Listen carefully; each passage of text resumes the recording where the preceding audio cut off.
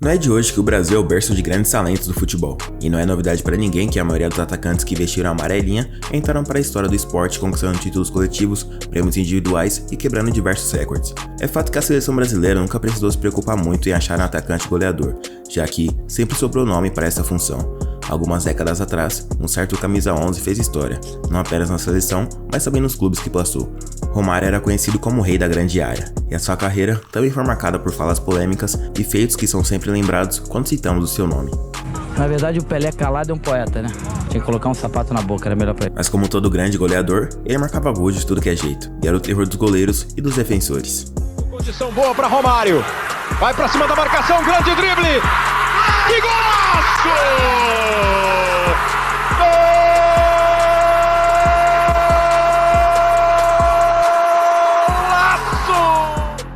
Por isso hoje, você irá conferir o É por isso que chamam o Romário de baixinho. Mas antes, deixe seu like e se inscreva no canal para você não perder nenhuma novidade.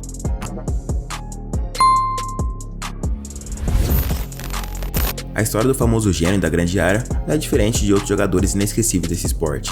Com 1,67 m de altura, ele era pequeno no tamanho, mas gigante no futebol. Romário de Souza Farias teve uma infância difícil e encontrou no futebol um caminho para mudar a vida de toda a sua família.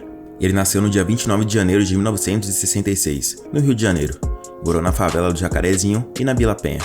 Desde cedo, ele já se destacava no meio dos outros garotos e foi tentar jogar no Vasco, mas foi recusado por conta da baixa estatura. O jeito foi jogar no Olaria, e por lá ele foi artilheiro de todos os campeonatos que participou.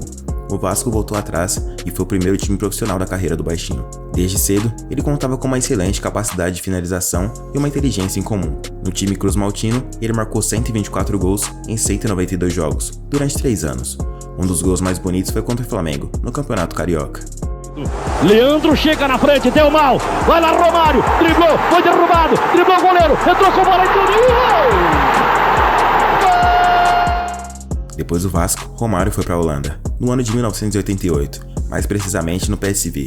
Ele ficou lá por 5 anos e meio e não decepcionou, ele se tornou ídolo. 33 anos depois, ele ainda é considerado por muitos como o maior jogador a ter vestido a camisa desse time. Foram 5 títulos e diversos prêmios individuais. Ele é o segundo maior artilheiro da história do PSV, com 165 gols em 167 jogos. Por mais que ele fosse preguiçoso quando o assunto era treino, ele jogava muito e era insuperável no ataque. Romário, ook hij gaat naar het WK. Romário, wordt dit zijn derde? Wordt dit zijn derde? Dit is zijn derde. Wat een wereldgoal. 5-1. Wat wordt Steaua hier vernederd. Met name door Romário. Romário nunca escondeu que não gostava de treinar e que as festas e noitadas precisavam estar na sua rotina. Mas como seu rendimento em campo sempre era fora do normal, ele tinha uma certa liberdade e podia fazer quase tudo o que quisesse. Já em 1993, ele foi para o Barcelona, na Espanha. Uma passagem curta, mas vitoriosa. Romário já estava mais maduro e jogava um futebol ainda mais impressionante. Por lá, ele fazia gol de tudo que é jeito e deixou boas lembranças na memória dos torcedores do Barça.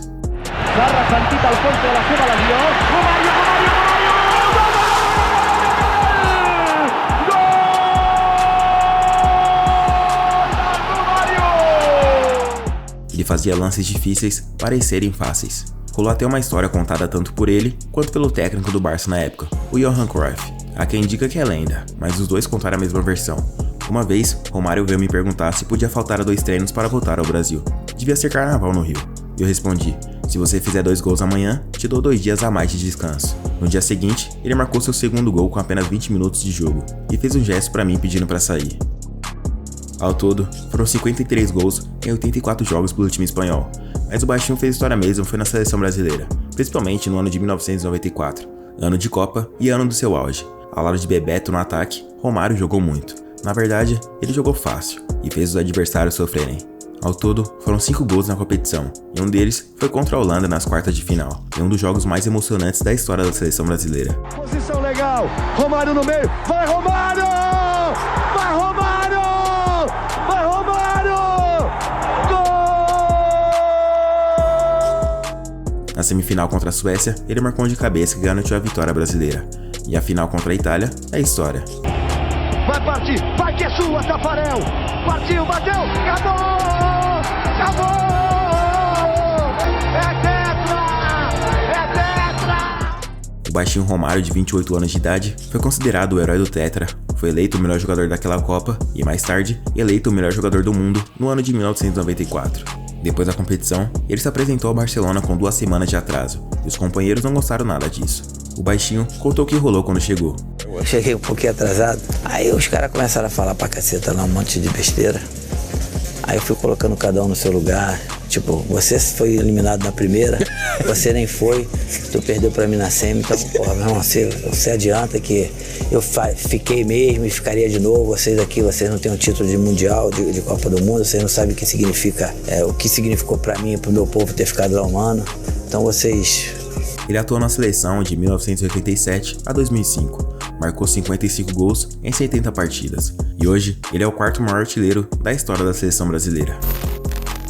Depois do Barça, ele retornou ao Brasil, em 1995, mais precisamente no Flamengo.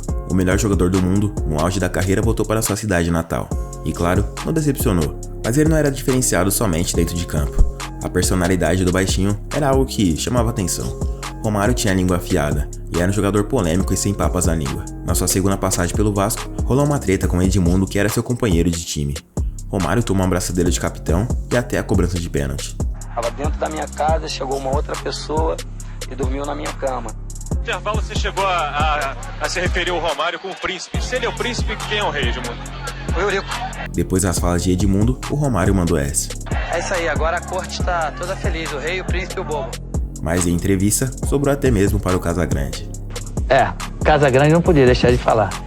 O Casagrande nunca chutou em lugar nenhum, nunca foi campeão de p*** nenhuma. Quem é o Casagrande para falar de mim? Não existe.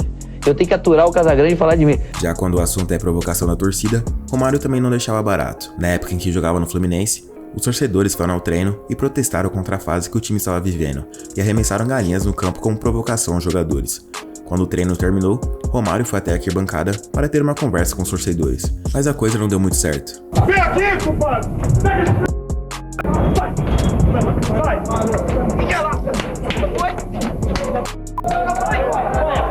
Mete não! Não batia não, vai na moral! Eu e ele, cadê ele? Fica pra quê, porra? Vai querer esculachar aqui na minha casa, meu irmão? Não vem me esculachar mais não! Eu só falo de avisar! Dentro de campo, ele também já saiu na mão com os adversários. O Simeone levou um cruzado na cara.